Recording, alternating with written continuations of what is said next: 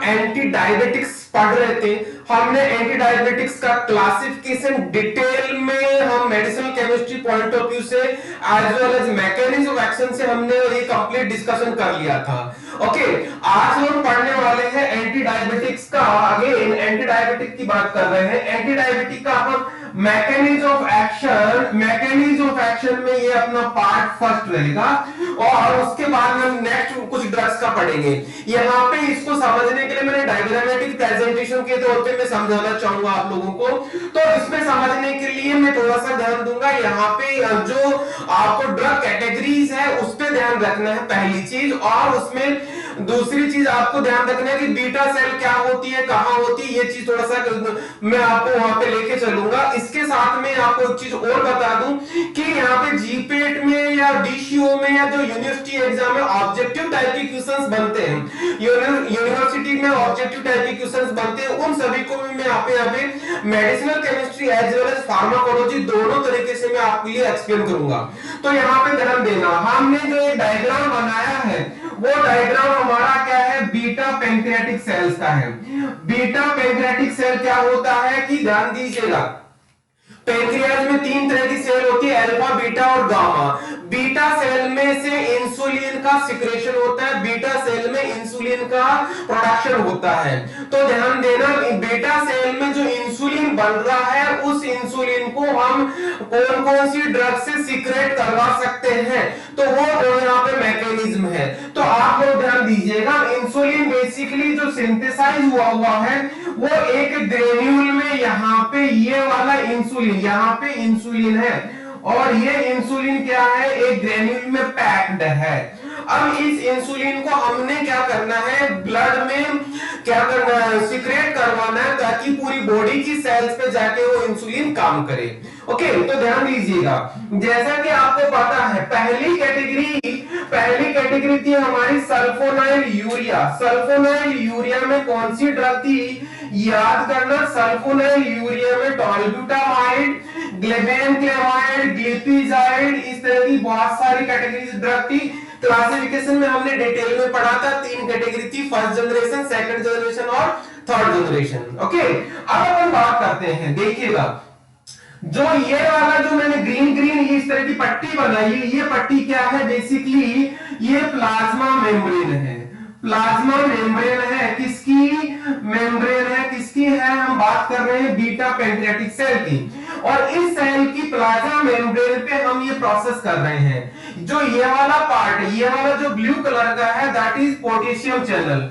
आपको ध्यान रखना है कि पोटेशियम चैनल के साथ मैंने एटीपी लिखा है, मींस पोटेशियम चैनल एटीपी द्वारा ऑपरेटेड है। एटीपी का मतलब सिंपल सा समझना कि जो ग्लूकोज का मेटाबॉलिज्म होता है वो मेटाबॉलिज्म से क्या होता है, ध्यान दीजिएगा, शायद पता होगा ग्लाइकोलाइसिस क्रेब्स साइकिल चलता है और वहां पे आपको पता है कि एटीपी का फॉर्मेशन होता है। वो एटीपी काम आता है कहां पे, इस चैनल को एक्टिवेट करने के लिए।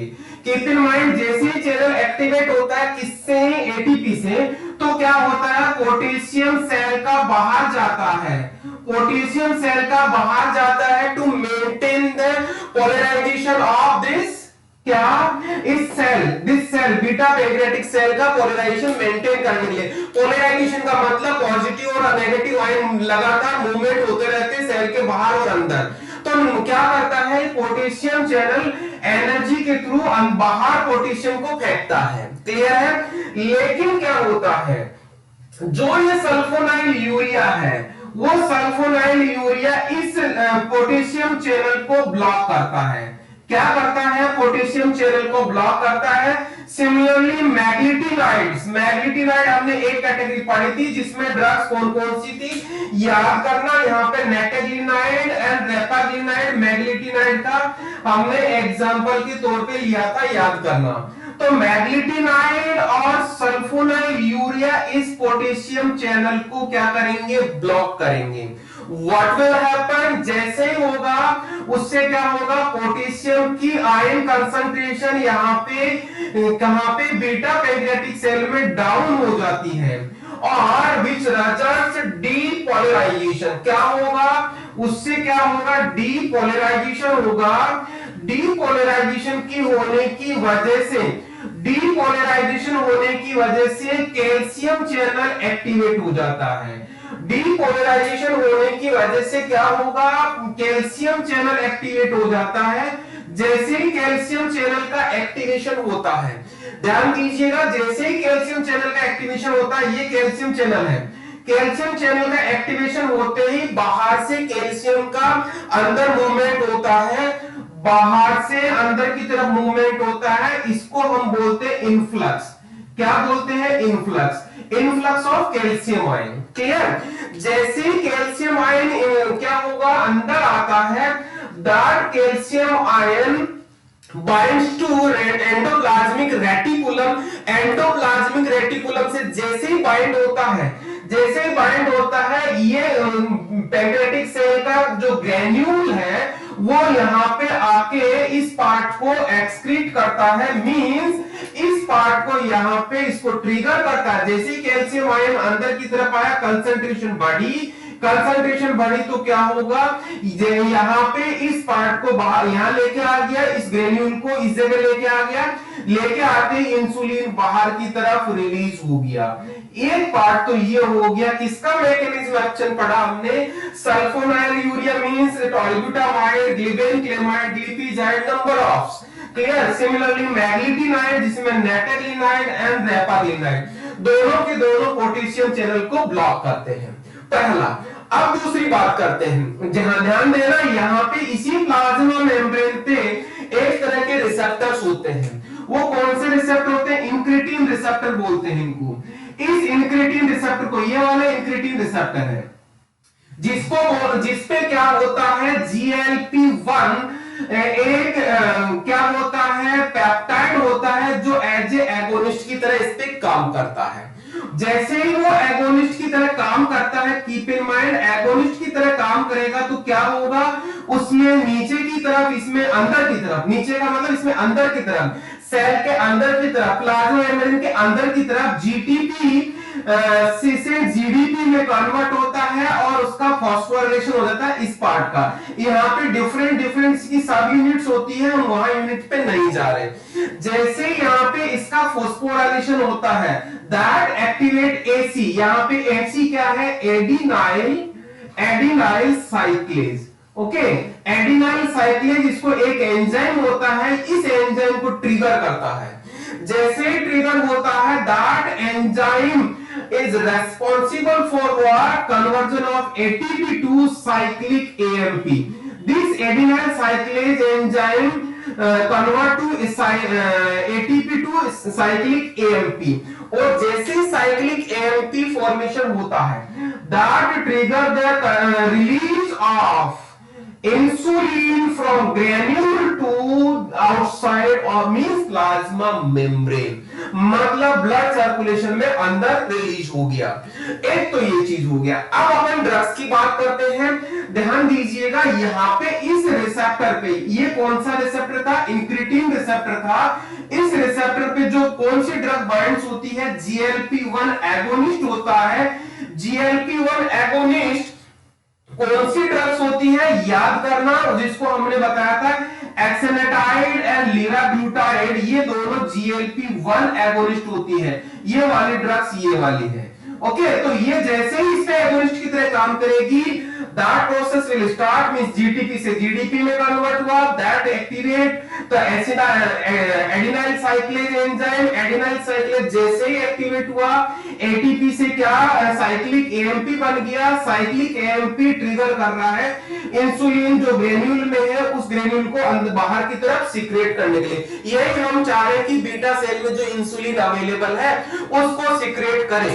ठीक है, एक तो ये हो गया, मींस किनका, एक्सेनाटाइड और लिराग्लूटाइड मींस GLP-1 एगोनिस्ट का मैकेनिज्म ऑफ एक्शन ये वाला हो गया, डायरेक्टली इंक्रेटिन रिसेप्टर पे बाइंड होता है।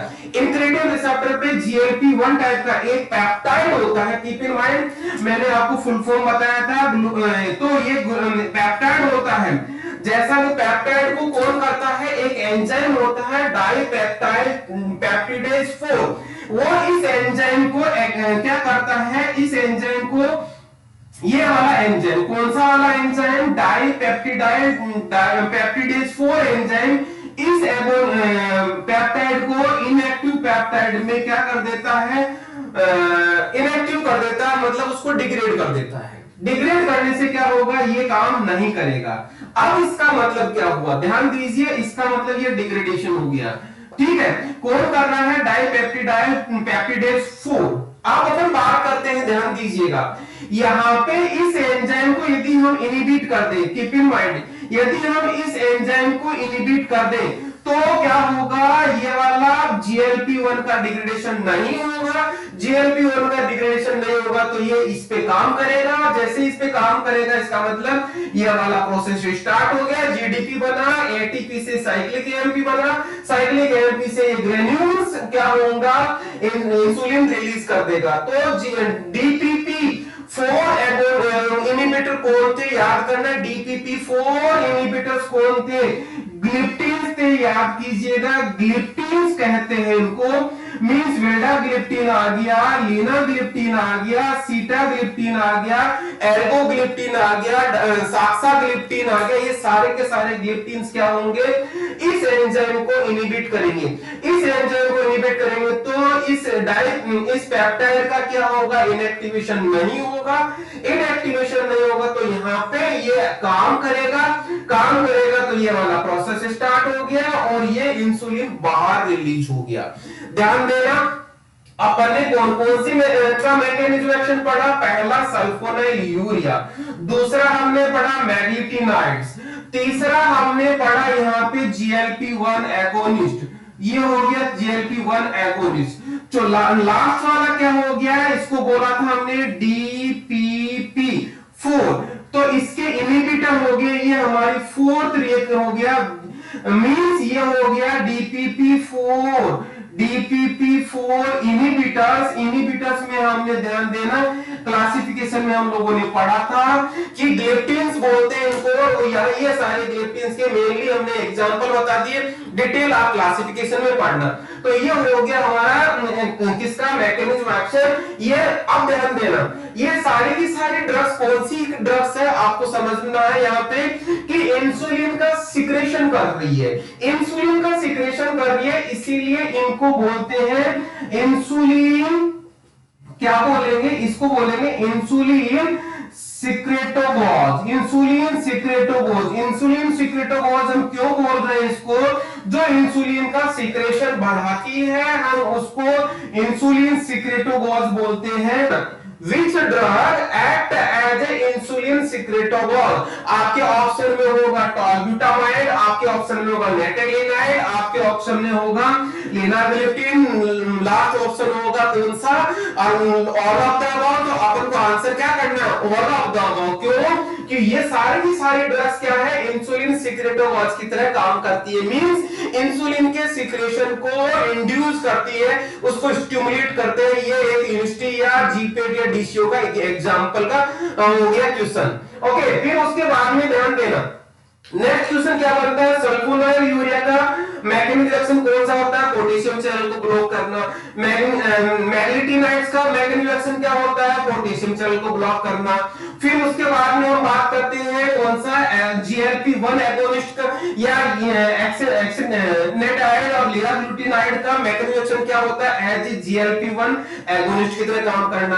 फिर इसके बाद में DPP-4 का इनहिबिटर का मैकेनिज्म एक्शन क्या है, इस एंजाइम को इनहिबिट का मतलब किसको, जैसे ये एंजाइम इनहिबिट होगा तो किसका प्रोडक्शन होगा, इस GLP-1 का प्रोडक्शन हो गया। क्यों, क्योंकि ये एंजाइम इसको डिग्रेड करता है, तो ये यहाँ पे ब्लॉक कर दिया, इस एंजाइम को इनहिबिट कर दिया, तो इसका इनएक्टिव नहीं बनेगा, नहीं बनेगा तो ये काम करेगा, इस पे काम करेगा तो ये वाला प्रोसेस स्टार्ट हो गया। मतलब इस तरीके से इनका मैकेनिज्म एक्शन हो गया। तो क्या आपसे क्या पूछा जा सकता है, क्या पूछा जाता है, ध्यान देना, लिनाग्लिप्टिन किसके या कौन से पेप्टाइड का इनहिबिशन करता है या कौन से पेप्टाइड का मेटाबॉलिज्म रोकता है, तो आपको आंसर क्या करना है, GLP-1 उसी का इनहिबिशन रोकता है, जिसकी वजह से आगे प्रोसेस चलता है और इंसुलिन रिलीज होता है। इस तरह से मैंने आपको पूरा का पूरा मैकेनिज्म एक्शन बता दिया।